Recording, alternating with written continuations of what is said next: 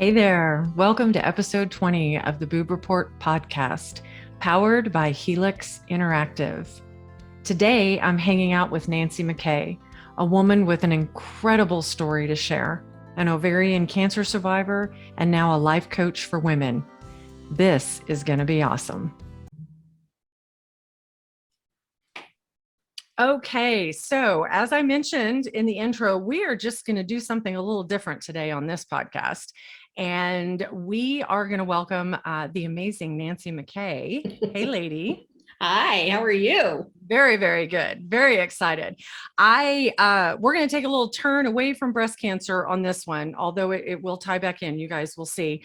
But I've known Nancy for a little while through different networking groups that we go to here in the Denver, Colorado area.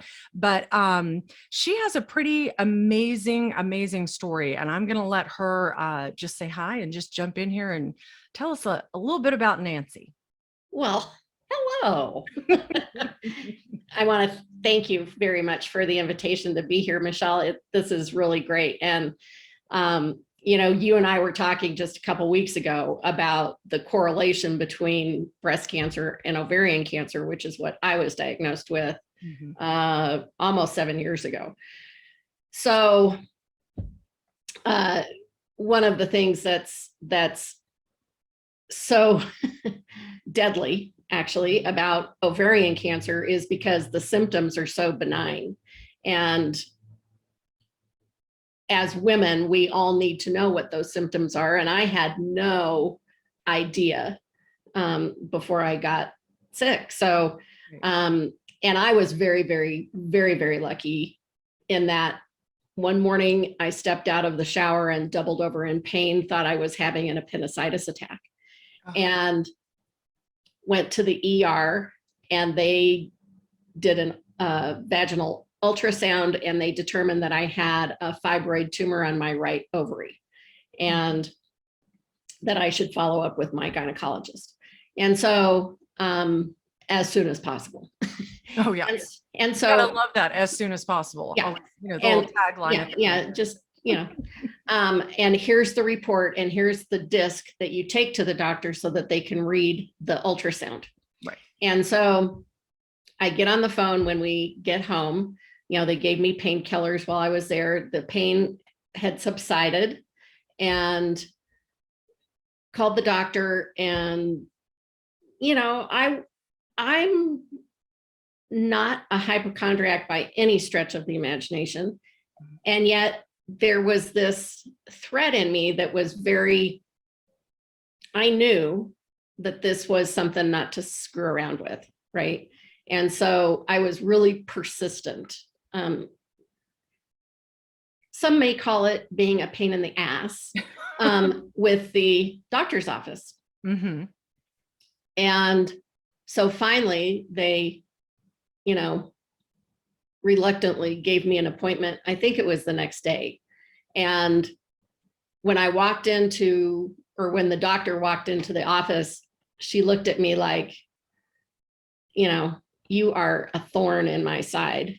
Oh. And she went on to say that fibroids rarely turn to cancer, Nancy. Mm-hmm. Very condescending, very, and she's a woman younger than me. So, you would think that there'd be just a smidge of compassion there, but there was not much. Yeah. And so anyway, I advocated for myself. I asked that because she couldn't read the report. Mm-hmm. They didn't have the equipment to read the report. And so I said, let's run another ultrasound. And she begrudgingly said, okay, in a couple months, we'll do that in January. Mm-hmm. Okay, fine. So then she calls a week later and says, you have a mass on your right ovary, and I'm referring you to a gynecologic oncologist. So long story, sorry about that. Kind of wrapped around. Just out of curiosity, was there any sort of apology or anything that went along with that? Not much, no. Yeah. I'm sorry to say that you have a mass, but there was no, I'm sorry that I didn't listen to you, nothing like that. So of course I had to report her to the board because I thought she was incompetent. So at any rate, I was very lucky that I had pain, significant pain. Normally, that doesn't happen. And so the symptoms are bloating, pelvic or abdominal pain. So I had the pain, right? Right. Urinary urgency or frequency, and difficulty eating or feeling full quickly. Well, I've never had a problem with my appetite, so I didn't have that symptom. I was peeing more frequently and urgently, and I chalked that up to menopause. Right. So I was 57 when I, was starting to go through this. I did have the pain, but I didn't, not until that moment. And I really didn't have the bloating. I had back pain, which can also be a symptom, but I blame that on the mattress. Yeah. So, this was nowhere in my realm of possibility. Yeah, exactly. And so when I was diagnosed, I had surgery on my 58th birthday. And I woke up to find out that, happy birthday. So I woke up to find out that I had stage 1C ovarian cancer. So very low grade. And the C was the first level that they recommended chemotherapy. Okay. And so I did that, and, all the fun stuff that goes along with that. And touch wood, that's almost 7 years ago, and no, haven't had a problem since. So, the correlation between breast cancer and ovarian cancer is the BRCA gene. Yeah. And so, if you have that gene, then chances are very good that you'll get one or both of those cancer diagnoses. And if you get the breast cancer and you're BRCA positive, then, one of the things you can do is have everything removed prior to getting a gynecologic cancer diagnosis. Have your uterus, the whole 9 yards, which is what I had done when I found out that I had cancer. Right. Because what they can't diagnose it until they do a biopsy. Right. And they can't do a biopsy unless they take it out, really. So because there's no test for ovarian cancer. A pap smear does not detect ovarian cancer. There's no test for it. Right. And that's interesting, because I don't think a lot of women realize that. That's right. That's not, it tests for cervical cancer, does Right. not test for ovarian cancer. So yeah. Right. So it's really important to know the symptoms so that you can keep an eye on and really pay attention to your body. If you feel any of those symptoms for more than 2 weeks, then it's time to call your doctor. Right. So it's, it's just really important. And it doesn't, and because the symptoms are so benign, we frequently, sweep them under the rug, and then it's it can be too late, because if you're diagnosed stage 3 or 4, then you're looking at something completely different.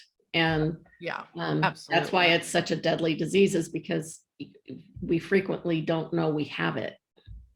Well, and I think it's interesting. I love the fact that you brought up, this just related it to menopause, because, everything, I think when we reach a certain stage in our life as women, we're like, oh, I'm perimenopausal, this is menopause, they just chalk it up to that. Exactly. And a lot of times that's a huge problem, because it's an indication of something else absolutely going wrong. The female body is amazing and terrifying all at the same time. Really That's for damn sure. It really is. I mean, so what did you have to go through chemo? I can't I remember if did. we talked about it. You did. Yep, Okay. I did. And how long did that last for you? So I did 6 rounds. They were 3 weeks apart. So it was almost 6 months. It was 5 months and change. And I was, once again, really, really lucky. The only thing that really happened to me was I lost my hair. Okay. And but I gained my inner strength. That's what I like to say. There you And go. I had a ton of fatigue. So, but I didn't experience nausea because I wore a motion sickness patch behind my ear, and that took care of the nausea. And, I was really lucky. I got a teeny tiny bit of neuropathy in my fingertips and my toes, but it didn't last. And, so I really got through it pretty unscathed. And I was terrified to go through chemo. Absolutely terrified. I saw my mom go through it. And then a friend of mine that I had worked with, she had gotten breast cancer, 25 years ago, and then it recurred, which, was kind of unheard of after that length of time, I think. But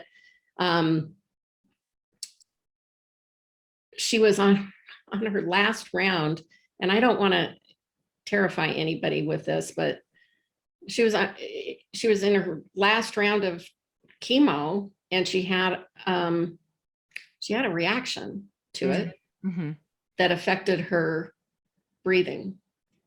And she went to the hospital, and 10 days later she died. Yeah. And so that scared the shit out of me. Oh, of course. Yeah. And so,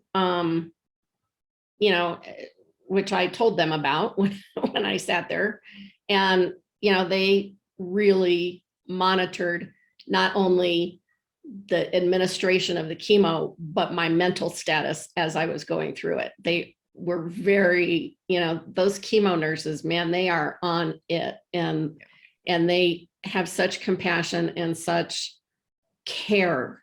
They really care about their patients. And so they were really, they were really watching me and making sure that I was okay, and so I got through it fine. Right. And, I have to give a shout out to the nurses that are there on a daily basis during chemo and radiation treatments and things like that, because I literally think they're angels on earth. Absolutely. I mean, the care and the empathy and the compassion that they show, I know has to drain them. So, just a little side note, total shout out and huge hugs and love Oh, no to those kidding. folks, because they are truly amazing. Yeah, they are amazing. I personally did not have to go through, I didn't experience any of that, but everyone that I have talked to or had as a guest, have spoke so highly of, the treatment and how they were just really looked after while they were going through their chemo treatments. Yeah. It's really, it's important. And it's, I was, after that first day, the first 30 minutes, then I was fine the rest of the time. I mean, I never had a problem. Right. So. Well, and I think, at some point, and we were talking about this before we came on to record, science is so amazing and how it's advanced so much over the years. My dream, we're around the holidays here. My dream is someday they're going to be able to find something that is a much better way to treat cancer than chemo, literally going in and destroying, because everybody is unique. Every person is unique, and not everyone's going to respond to chemo the same way. And it's amazing what the strides that they are making with the not the genetic testing really necessarily, but the determination of what type of cancer and the markers of it, so that they can create a treatment especially for you and that specific type, things have progressed a lot since in the 7 years since I had it even. Right. And, it's really, really amazing. And the strides that they've made, the one thing that my wish is that they'll develop a test for ovarian cancer so that, every year when you go to the gynecologist, you get that test and, it determines if you are, in any danger whatsoever. And, that just hasn't happened yet. Yeah. That brings up a really good point as far as preventative care for a lot of people, because we've mentioned this before on the podcast. Every single person on this planet, you have cancer cells in your body. Everybody does. Yep. It's whether or not they set up base camp at some point. Exactly. And so being able to have a test, when you go in for, just a checkup, a healthy checkup or whatever, once a year, like for women, when they go in for their gynecology or, to do whatever they need to do, we just have that simple blood draw that we can determine, okay, things have changed a little bit. We need to keep an eye on this. So that's my thing. We mentioned this. I suck at science. I'm terrible. My poor chemistry teacher in high school, I think she just passed me to get me out of her class. But I know the importance of it and I know how amazing it is. And so, I just think it's something we constantly need to be striving moving forward. Right. To find and I want to, so, my big 2 points are, really pay attention to your body and tune into it. If there's, if you feel like there's something going on, because here's the thing, if we listen to our bodies, if we really know how to tap into that, then we know when something's not right. Right. And so, it's really important to pay attention to that and then advocate for yourself. If you feel like there's something wrong and everybody's going, there's nothing going on, you really have to stand up for yourself and say, you need to listen to me. Yeah. And I'm not going to leave you alone until you do. Right. Sort of thing. It's just so important. And with me, if I had rolled over when the doctor said, this rarely turns to cancer, I would have progressed to a higher stage. Right. Because the pain went away and it never came back before I had surgery. I mean, so it was like, if I hadn't gone and gotten that second ultrasound, it would have been a time bomb. Right. Because there had been no more pain. Yeah. And so I could have easily said, oh, this is nothing. Yeah, it was a blip. It was a blip. Yeah. It was whatever. Yeah. Well, and I think for a lot of women, and I'm going to use my mom as an example. I love my mom to death. She's 80 years old, and how she grew up is, oh, you're fine. It's just a little bit of pain. You're okay. And I think as we get older, we just don't want to put anybody out, or be a burden or anything like this. So I can't tell you how many times my mom calls me, well, I have this little pain here and I'm not really sure, what that is. And I'm like, well, Mom, have you talked to your doctor about it? Oh, I really don't want to bother them. And I go, well, oddly enough, I didn't go to medical school, so I can't really diagnose you. That is. I go, I would really love it if you'd call your doctor.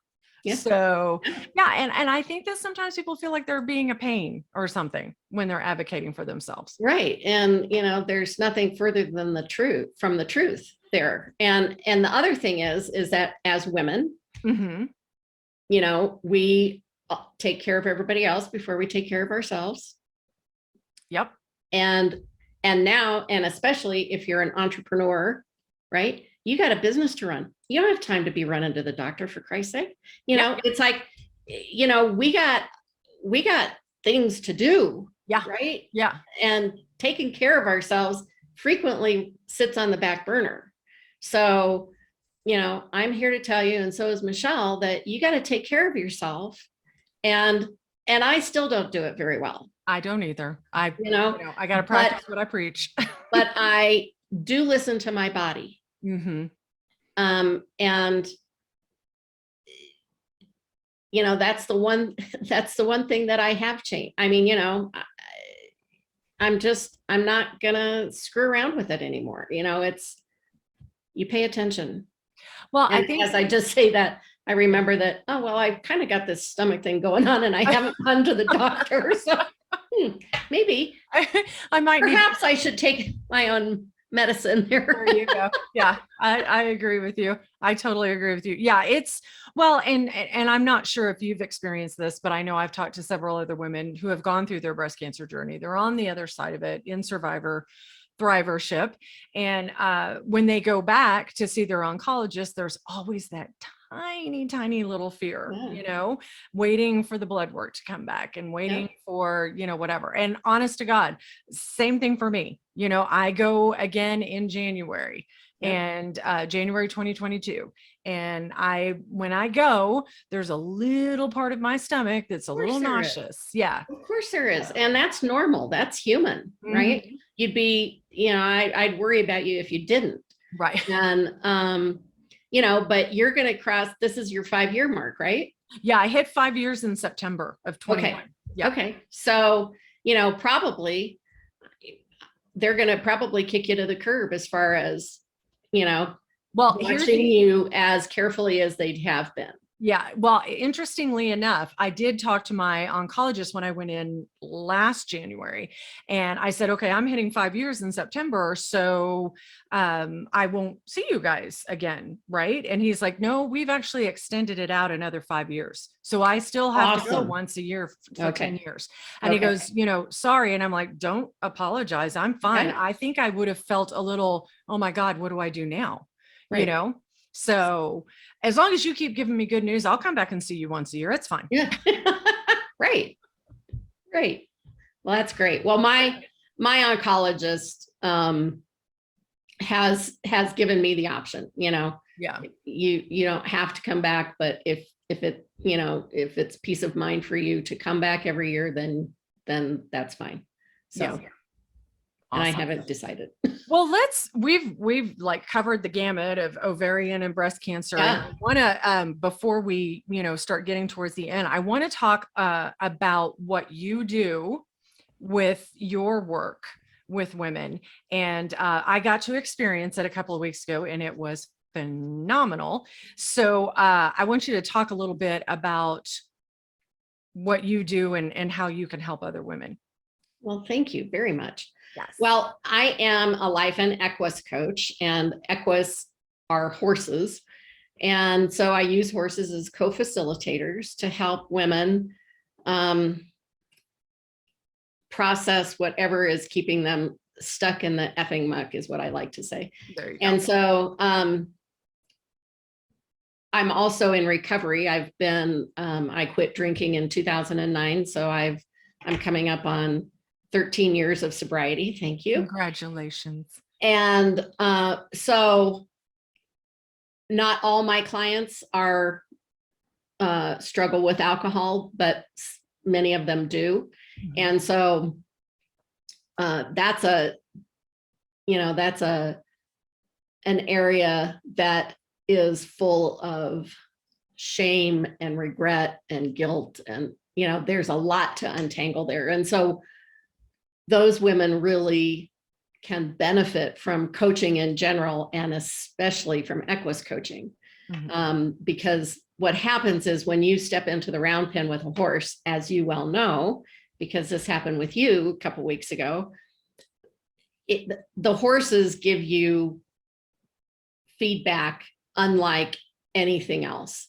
And they mirror the energy that you're putting out into the world. And so if your energy is incongruent with what's playing on in your mind or your body, if you pretend like things are great and the horse picks up on the fact that there's something not right there, then they won't want to join up with you. And horses are herd animals. And so they want to join up with whatever is in their vicinity. And if they trust them, but if they sense an incongruency, then they won't trust it. They won't trust that energy, and they won't join up. They will stay as far away from that as possible. And so as soon as we get honest with ourselves, it's not even a matter of getting honest with me as the coach, but getting honest with yourself, that changes your energy. Right. And you relax. Your body immediately relaxes when you've landed on your truth, and the horse picks up on that. And then they're inclined to join up with you. They'll come over and, give you a nudge and snuggle up and, interact with you. And that gives us incredible feedback that we feel on a cellular level. And so then that really registers that truth in you, right? Because now you're getting this feedback from this, 1,200-pound horse and it cements that truth for you. And it's magic. Oh, yeah. I mean, Taxi, it's magic. The horse I worked with was just unbelievable. Well, so yeah, tell well, us it was about that. It was funny because when I got into the arena, he was circling, towards the outside of me, the arena, and wasn't coming close. And you and I were talking, and you were prompting me with questions to really start engaging. And once I made that declaration that I am getting toxic people out of my life, that I am moving forward, I am focusing on me and what I need and what I want to move forward, to make me a better person, a better wife, mom, all those things. As soon as I said that and released all that, he just walked right over to me and put his head on my shoulder. Yeah. And the kisses and, just the nuzzling and all of that, it was so freeing. I mean, I'm just getting goosebumps talking about it now. It was so amazing, so freeing. Yeah. So, and the beauty of Equus coaching is it can happen rapidly. So the transformation, I mean, I worked with you for 20 minutes. Yeah. Right. And you felt a huge shift. And that's what happens with horses, is you can feel something quickly if you're willing to be vulnerable and honest with yourself. And you were. Yeah. Right. And so, I've had more than one client say, I've gotten more out of this than I have in months of therapy.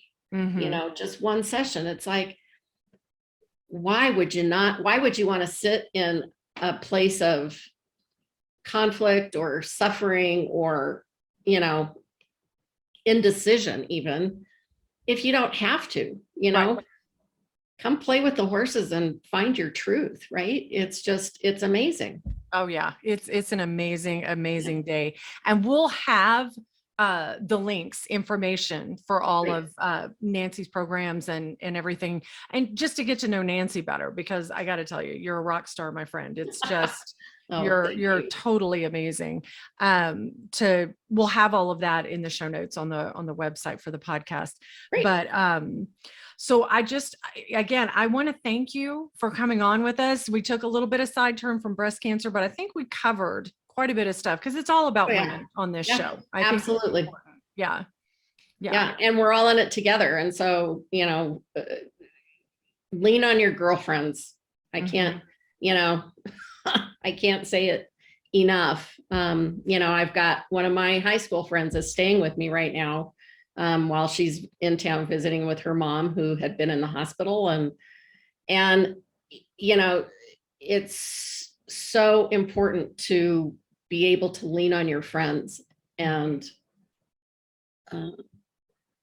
be there for each other. Yeah. Don't be afraid to ask for help. I think that's what a lot of women struggle with, is just, please don't be afraid to ask for help. I learned it was hard. Trust me. I know it's hard, but the first time you ask and each time after that, it gets easier and easier. And it's going to be so awesome for you to take that stress off of yourself. Right. And, if I can just say one more thing about being diagnosed with cancer, and I don't know, I think this happened for you as well, because you're living your passion, right? You're doing this boob report and everything that you love about this whole subject matter has come into play because you were diagnosed with cancer, right? And the same thing happened for me. My life changed with that diagnosis, and I knew that I wanted my life to be different. And my mantra became, I didn't get sober and survive cancer to be miserable. Right. Oh, and I love it. So I changed my career at the age of 61. Right. So I'm coming up on 65 and it's a totally different life for me. So what I want to put forth out there to all your listeners is a cancer diagnosis does not necessarily mean it's the end of the world, right? It may be the end of the world as you know it, but it can be so much better because of it, because it helps you embrace what's possible. And that's the thing that I really want to leave your listeners with is, take this opportunity, if you've been diagnosed with cancer of any kind, to take a look at your perspective on life and see if your priorities need to change. Yeah. And then change them. I love it. I love it. Nancy, thank you so much. Thank you very much. Unbelievable. So amazing. So again, we'll have all the information for Nancy in the episode notes, the show notes on the website, and you'll get that in the outro here. All right. Thanks, my dear. You take care. Thank you. It's been wonderful. Such a rock star. I find it very therapeutic to hear how someone has taken a diagnosis of cancer and turned it into something that is so helpful for others. Thank you, Nancy, for being on the podcast. You'll find all the information on Nancy and her work on our website, www.theboobreport.com/podcast, episode 20, show notes. And a very big thank you to all of you for spending time with us today. Be sure to like and follow us, and definitely share the podcast with your friends. You can become an active listener and support this podcast by clicking on the podcast link on our website at www.theboobreport.com. Take care, everyone.